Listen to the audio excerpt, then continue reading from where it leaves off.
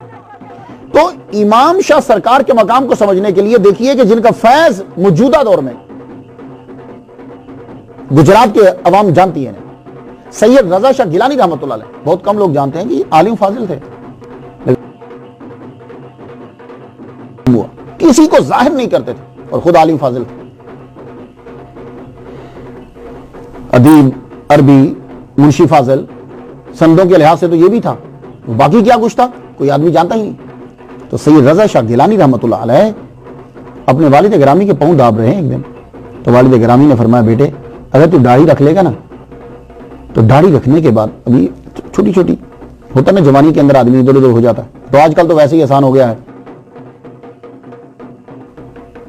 तो दाढ़ी जो है वो सैयद रजा शाह गिलानी रहमतुल्लाह अलैह से आपके अब्बा हुजूर कहने लगे, बेटे तू दाढ़ी रख लोगे ना, अल्लाह ताला तुझे बहुत फैज अता फरमाएगा, और तसव्वुफ जो है वो जो हमारे जो तेरे पड़नाना से चलता आ रहा है वो फैज तुम्हें मिलेगा। उस वक्त वो मूड में थे, बात कर गए,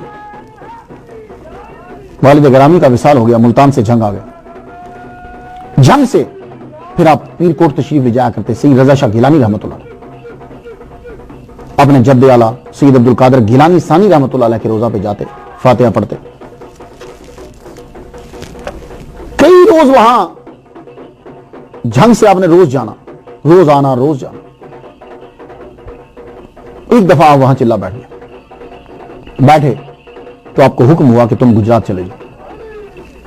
ये जरा मेरी बात सुन लीजिए, ये बहुत जरूरी था आपको बताना मुझे, क्योंकि अक्सर लोगों को नहीं पता बिल्कुल। तो साईं कामा वाले से फैज लेना है तो जरा मुर्शिद को जान लो, मुर्शिद के घराने को जान लो। इमाम शाह सरकार को भी हुक्म हुआ था अब्दुल कादिर गिलानी सानी की वजह से की तरफ से कि जाओ गुजरात जाके डेरा लगाओ। फिर उनके आगे नवासे को ये पड़नाना लगते हैं, फिर हुक्म हो रहा है आज जाओ वहां पहुंचो तुम वापस। तो सैयद रजा शाह गिलानी रहमतुल्लाह अलैह आप वहां से चले और अपने पड़नाना सैयद इमाम शाह गिलानी रहमतुल्लाह अलैह के दर पर पहुंचे, चंडाला शरीफ। कोई साईं कामों वाला समझ आ रहा है? तो इमाम रजा शाह सैयद रजा शाह गिलानी रहमतुल्लाह अलैह जब इमाम शाह सरकार रहमतुल्लाह अलैह के मजार पर पहुंचे तो वहां से आपको मुजाहिदात का हुक्म हो गया, हुक्म हुआ, आपने मुजाहिदे करने शुरू किए। अब मुजाहिदे क्या होते थे?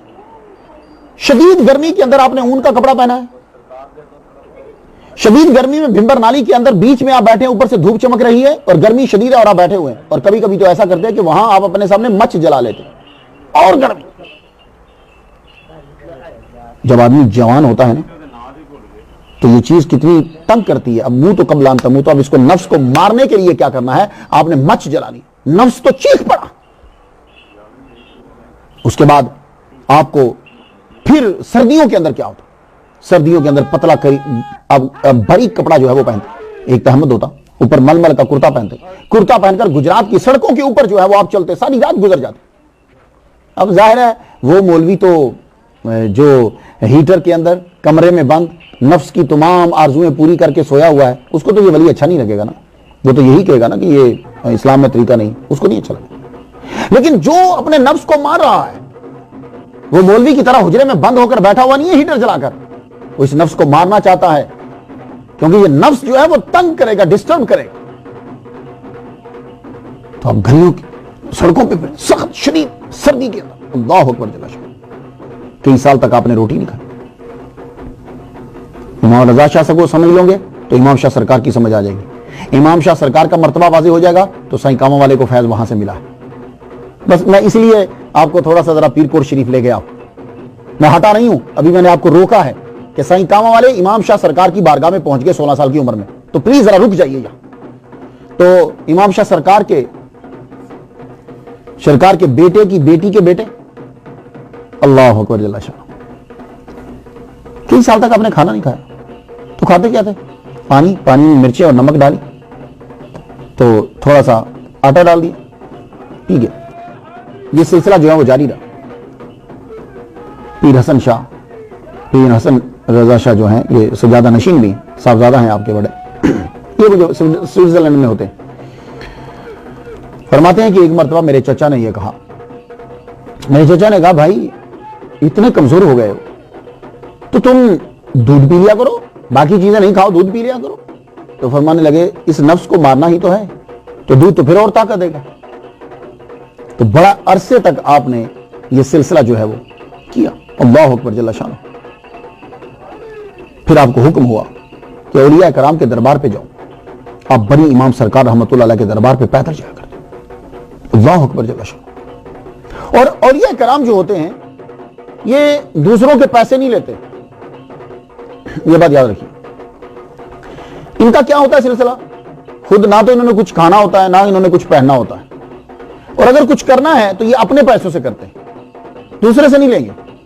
तो आपने हलाल रोजी का जरिया क्या बनाया कि इमाम रजा शाह गिलानी रहमतुल्लाह अलैह आप लफाफे बनाते, टोपियां सीते, और उससे जो आता वो खुराक, फिर बच्चे भी तो थे ना आपके, तो उन बच्चों की रोटी को चलाने के लिए आप फिर जो है ये काम। अपने शादी भी की, सुन्नत अदा की।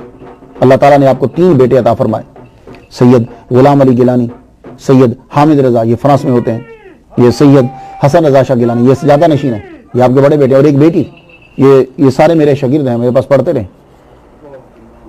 तो इमाम रजा शाह रहमतुल्लाह अलैह, अल्लाह अकबर जल्ल शानहू, तो आपकी बहुत सारी करामात हैं। जब आप सारे मुजाहिदात कर लिए, आपको ऑर्डर हुआ कि सर्विस मोड़ के ऊपर जाके डेरा लगाइए। आपने वहां एक जगह चुनी, स्वीडिश कॉलेज के इस दीवार के साथ वहां एक जगह चुनी, फरमान लगे इस जगह डेरा लगाना है। तो वहां उस वक्त छप्पड़ सा होता था, उसके किनारे पे आप बैठ गए, पता किया, पता करवाओ कि ये जमीन किसकी है। अब पता चला ये फलां साहब की जो है वो जमीन है। आपने फरमाया ये जमीन हमें बेच दो। कहने लगा नहीं जी नहीं, मैं ये जमीन नहीं बेचूंगा। आपने फरमाया हमें हुक्म है, हम यही डेरा लगाएंगे और तुम ये जमीन बेच दो। नहीं नहीं, हम नहीं बेचेंगे। फरमाने लगा अच्छा ठीक है, हम तुम्हारे जवाब का वेट करेंगे, क्योंकि फकीर किसी की जमीन पर कब्जा नहीं करता ना हक। फरमाने लगे चूंकि हमें यह हुक्म है इसलिए हम हट नहीं सकते, हम तुम्हारा वेट करेंगे जवाब का 3 दिन तक। फिर आगे जो अल्लाह को मंजूर हुआ।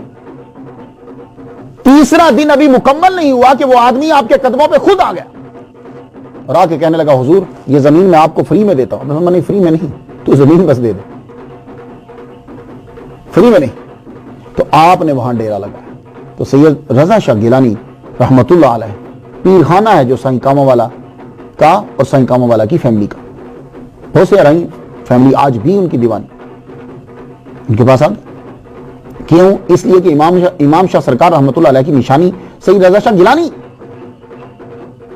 और फिर जब एक मरतबा फरमाने लगे कि ये जो सामने की जमीन है अब तो फिर वो बहुत महंगी होगी, क्या लगे ये सामने की जो जमीन है ये भी हमने लेनी है या मस्जिद बनानी है। उस मालिक ने भी इनकार कर दिया, कौन नहीं जमीन नहीं बेचनी, मैं महंगी बेचूंगा। उसे मालूम हुआ कि यहां जमीन बिकने लगी। फरमाने लगे ये जमीन पे अल्लाह का घर बनेगा तो इसे कोई बंदा लेगा ही नहीं। बड़े बंदों ने कोशिश की कि वो जमीन ले लें, लेकिन वो जमीन न ले पाए। और आज जाके देख लीजिए ये मेरे मुर्शिद के मुंह से निकला हुआ जुमला है कि यहां मस्जिद बनेगी, वहां शानदार मस्जिद बनी हुई है। और सैयद हसन रजा शाह सज्जादा नशीन जो हैं उन्होंने उनकी कोशिशों से वो मस्जिद बनी। आज बहुत बड़ी मस्जिद है वहां। अल्लाह अकबर जल्ल शानो। सैयद रजा शाह गिलानी रहमतुल्लाह अलैह नवासे इमाम शाह सरकार रहमतुल्लाह अलैह के। अब रातों को निकल जाते भाई। एक दिन सैयद हसन रजा शाह पूछने लगे, सज्जादा नशीन साहबजादे आपके जो स्विट्जरलैंड में, वो पूछने लगे, कहने लगे अब्बा जी रात को छोड़ के हमें चले जाते हो, अब कहां फिरते रहते? अब्बा जी हमें डर लगता है। तो फरमाने लगे बेटे जिस तरह इंसानों के बच्चे होते हैं ना, इस तरह जिन्नों के भी बच्चे होते हैं, तो हमें उनके पास जाना होता है, उन्हें तालीम देना होती है, तो तुम्हें डरने की जरूरत नहीं है। हम अगर बाहर जाते हैं तो हमारी नजर घर पर भी होती है। अल्लाह अकबर, इसमें कोई शक नहीं। मेरी मुलाकात सैयद रजा शाह गिलानी रहमतुल्लाह अलैह से, मैं जिस दौरान सर्विस एकेडमी में प्रिंसिपल था और उनकी मस्जिद में मैं खतीब था, हमारे खादिम हुआ करते थे खाजदीन, बाबा खाजदीन, वो मेरी रोटी लाते थे, मस्जिद की सफाई करते थे। एक दिन मुझे कहने लगे आइए आपको एक हस्ती से मिलाते हैं। तो मैं तो आगे वलियों का दीवाना, मैंने कहा चलिए।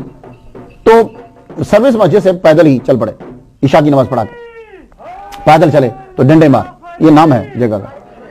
वहां पहुंचे तो रात का टाइम हो चुका है। जो ही अंदर एंटर हुए, दाखिल हुए, तो एक हस्ती जो है वो चारपाई के ऊपर बैठे हैं और कलिमा शरीफ पढ़ रहे हैं, तौलिए को यूं पकड़ते हैं और पढ़ते जा रहे हैं। साथ ही उनके एक साईं जी बैठे हैं। मैं जाकर जब मैंने चेहरा देखा तो चेहरा देखते ही जब खुदा याद आ जाए तो समझ जाओ वो वली कामिल है। मैंने चेहरा देखा, मैं उनके पास ही नीचे बैठ गया चारपाई पे। वो चारपाई पे जब फरमाते मैं नीचे बैठ गया। मैं उनके चेहरे को देखता रहा, खामोश रहा, कोई बात नहीं की। तो साईं जी बोले किस लिए आए हैं बताइए, आपकी क्या आरजू है? मैंने कहा कोई आरजू नहीं है, मैं बस चेहरा देखना चाहता हूँ। ये पहली मेरी मुलाकात थी सैयद रज़ा शाह गिलानी रहमतुल्लाह अलैह, जो निशानी है इमाम शाह सरकार रहमतुल्लाह अलैह की। तो मैं बैठा और उसके बाद फिर मेरा इतना दिल खिंचा, मैं बार बार उनके पास जो है वो जाने लगा। मैं जाता, उनकी जियारत करता, मुझे बड़ा सुख मिलता। फिर मुझे फरमाने लगे तुम आया करो। मैं आता, कभी मेरा दिल करता मैं रात को चला जाता, मैं उनके हाथ चूमता। वो तख्त पर तशरीफ फरमा होते, कभी मैं उनके पांव चूम लेता। एक दिन मेरे चेहरे को पकड़ते हुए सैयद रज़ा शाह गिलानी रहमतुल्लाह अलैह कहने लगे मुख्तार शाह, यूं हाथ पर कहने लगे मौला अली ने तेरी मोहब्बत मेरे दिल में डाल दी है। ये मेरे लिए बड़े एजाज की बात है। 11वीं शरीफ आप बड़े जो है वो पाबंदी के साथ 11वीं शरीफ का खत्म करते थे और मैं उसमें जाता था और मैंने उनका चेहरा मुख्तलिफ औकात में देखा है। लेकिन 11वीं शरीफ के लिए जब वो आते थे ना कमरे से निकल के, तो स्टेज पे जब बैठते थे इतना नूरानी चेहरा होता था कि मैं कोशिश करता था कि मैं सैयद रज़ा शाह गिलानी रहमतुल्लाह अलैह का चेहरा देख लूं और टिकटकी लगा के देखूं, लेकिन मैं उनके चेहरे पे टिकटकी नहीं लगा सकता था। मुझे अपनी नजरें नीचे झुकाना पड़ती थी, बहुत जबरदस्त नूर आपके चेहरे पे आ जाता। लेकिन मैंने और एक दफा मैं जुमेरात को रुक गया, मैंने कहा मैं देखूं तो सही मुर्शिद को, क्योंकि मुर्शिद कलंदराना था आपका अंदाज। यकीन जानिए मैं फजर की नमाज में उठा तो मैंने देखा कि मुर्शिद सैयद रज़ा शाह गिलानी रहमतुल्लाह अलैह पहले उठकर आप कालिमा का विर्द कर रहे थे।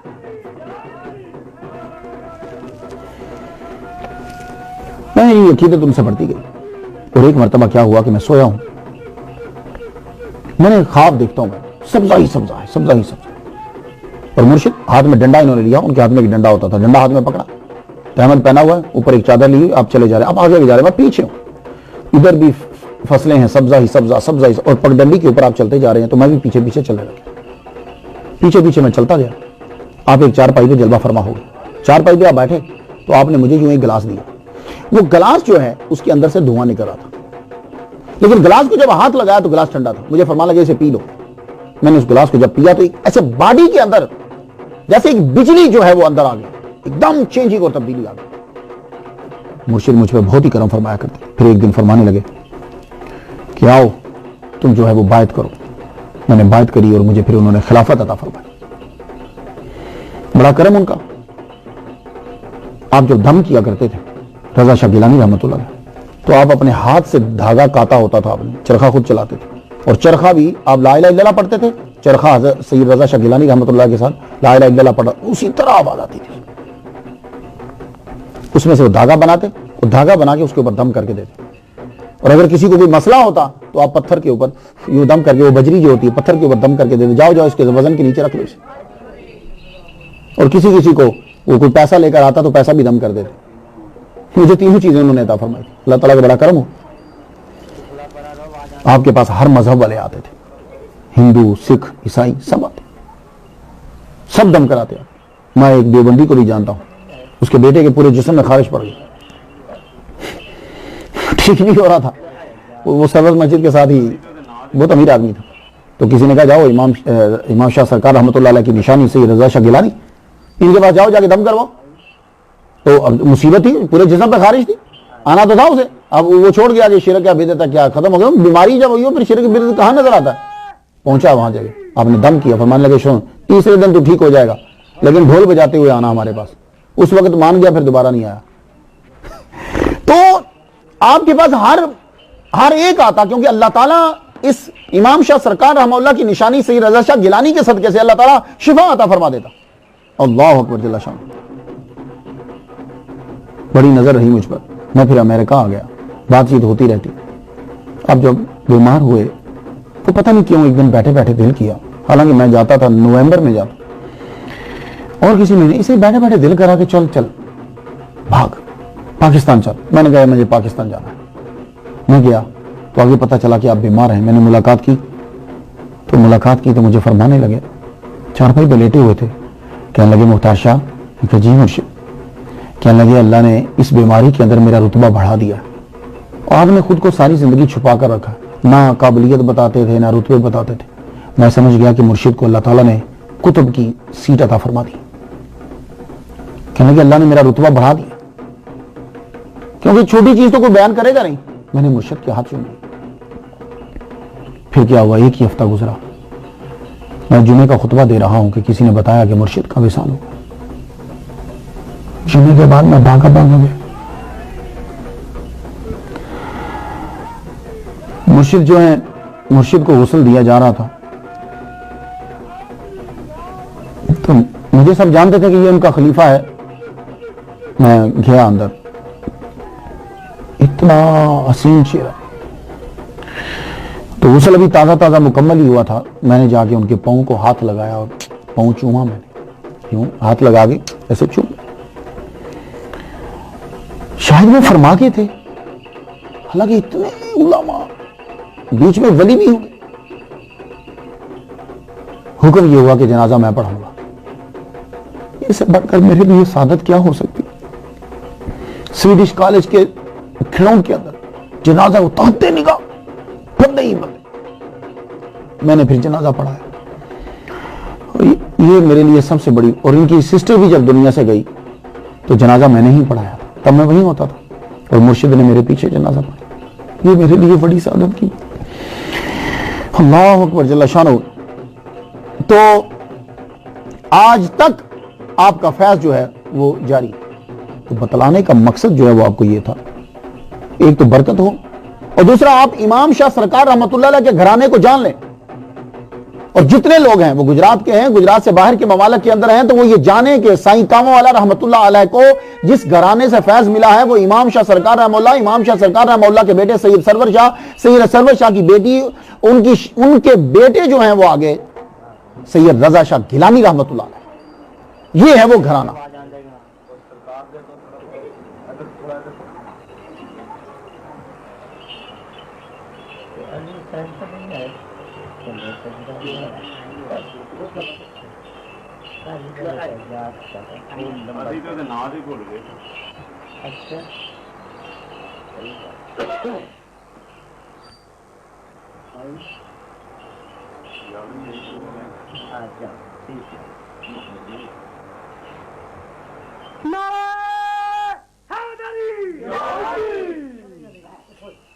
हक रही